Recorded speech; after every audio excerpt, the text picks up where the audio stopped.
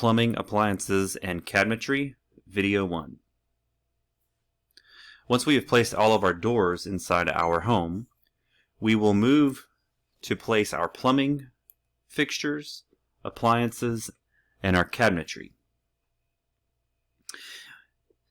All three of these items are known as components inside Revit architecture. You can locate components by clicking on the Component button inside the Architecture tab. Components are a variety of items which belong in a home and are created previously and then loaded into your model. Now, these components that you see here have been brought in with the template file that you loaded. However, there's several more types of components you can download and install into your home. Anything from cabinetry to appliances to lighting. There's some exterior trees for your site plan, furniture, electrical lines. So several things you can add to your home, all are in the component library. Now, components are RFA files, .rfa. They stand for Revit Family. So there's a family of files. So there's one file that has an upper, for example, the upper cabinet single door wall. This is a single file which has multiple different sizes underneath it. So it is a family file because it has multiple different sizes inside one file. Same with a door. Doors are family files as well. Alright, to begin with our plumbing fixtures, we can go ahead and work on this bathroom here. We can add our plumbing and our cabinetry all at the same time. There's no need to specify an order here. We can click on the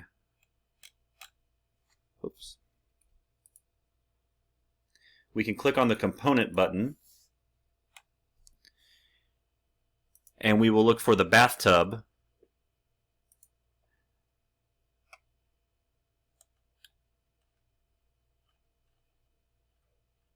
Inside our list. So I found the tub rectangular 3D. This is what we will use for all of your, in this home that we only have one bathroom, but in most homes you'll have multiple different bathrooms. You'll have the main owner's suite bathroom, and then you'll also have the secondary bathrooms. Generally in a secondary bathroom you would find this type of bathtub, the tub rectangular 3D, because it has a shower wraparound, so it has the fiberglass surround as well as the tub. So you'll need 3 walls to place this item on. So you'll need 3 walls surrounding the tub. Otherwise the tub will not link and place itself correctly in Revit. So this particular tub would fit inside this 5' 4" space. Now what you can do is we will utilize our Align tool here. We'll click on this wall and place our tub. Obviously it's not going to go through the wall. However, we want to go ahead and align it correctly. Remember, hovering and clicking is not as precise as align, so we will use the Align tool. We'll click on the Modify tab, and we'll click the Align button.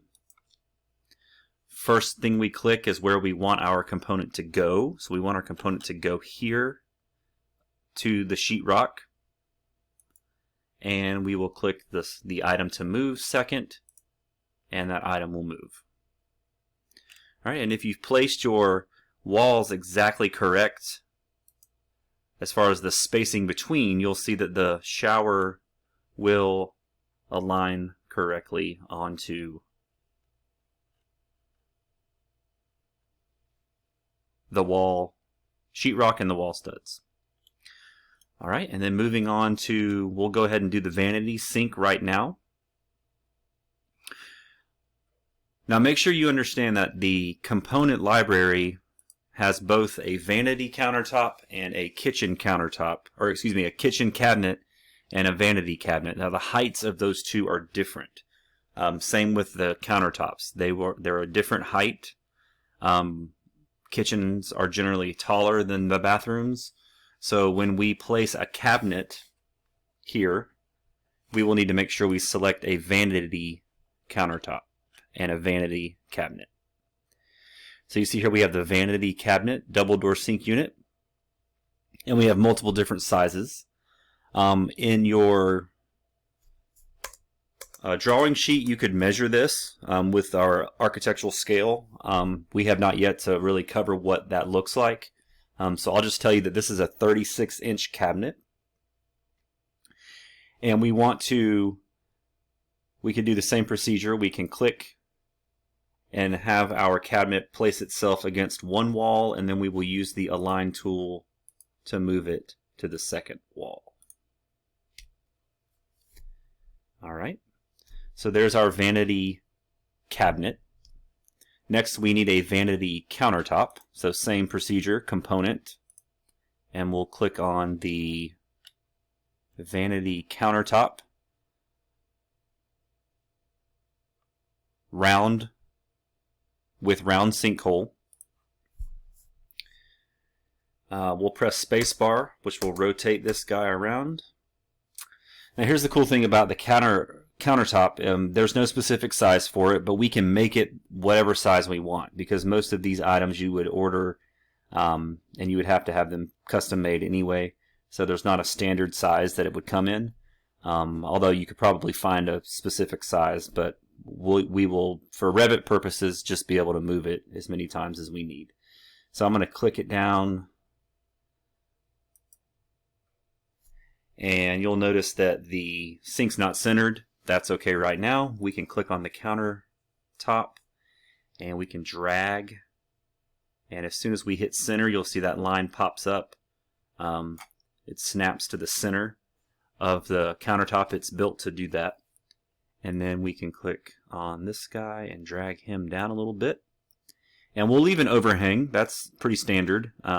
We won't get it perfect, I don't believe, but we could also do a model line, measure this one, see how big the overhang is, and then match it accordingly. That's an option if you want to be that precise. And then lastly, we will click on the component again, and we will find the sink that matches all of these components.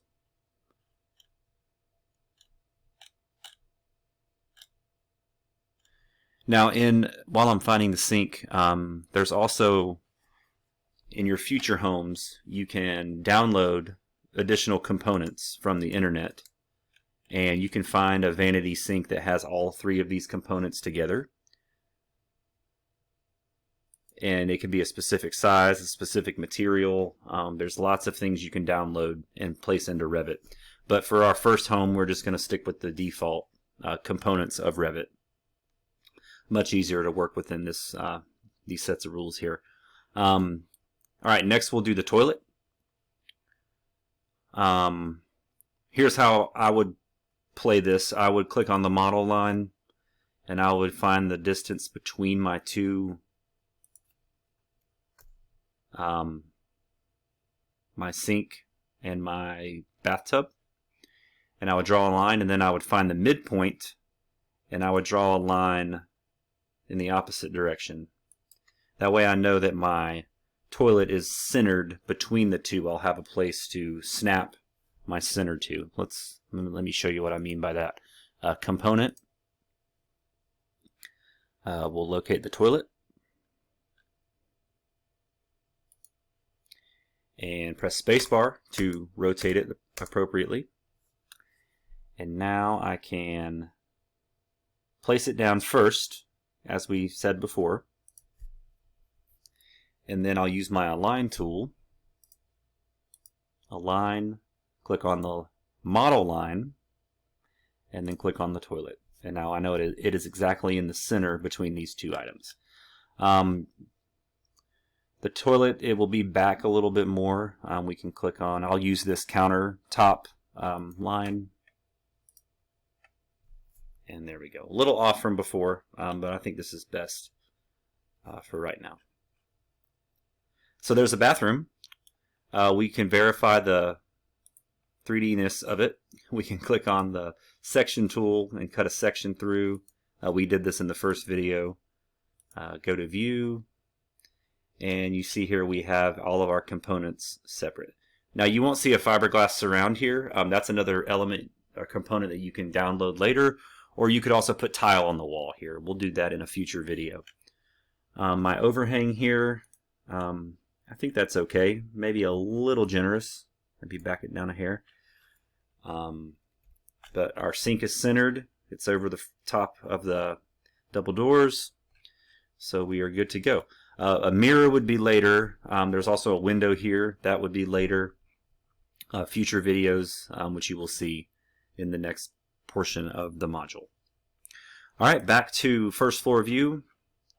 Let me show you another feature of Revit here real fast for 3D view.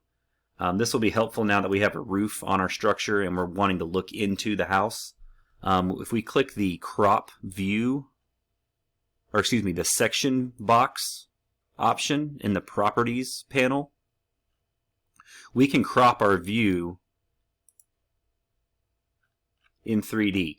My screen looks different because I imported the CAD file, but you can find there's a horizontal set of arrows and a vertical set of arrows. The vertical set will crop down, so you see that my roof is starting to disappear if you click and pull this view down. So now whenever I scale, when I press the shift key and rotate my view, I can see down into my home without actually having to hide all of the items on top. And then let's say I want to go back to regular view, you could just uncheck the box and there it is. So that's a way to have some freedom with your views. Make sure you do understand that if you uncheck and recheck, you'll have to recrop. Okay, back to first floor. We will do, let's see, we have a laundry room. That's just a simple washer and dryer. You don't have to include that. You can if you want to be specific. If it's a large space and you have some cabinetry in there perhaps, and you want to specify where the washer and dryer go, then you would want to go ahead and lay that out. That's another component. It's in the component library. But for this home, we'll leave it like this because it's going to end up being a stack washer and dryer because it's not quite big enough for two different appliances. And then we will move on to the kitchen because that's our only other space with plumbing, appliances, and cabinetry.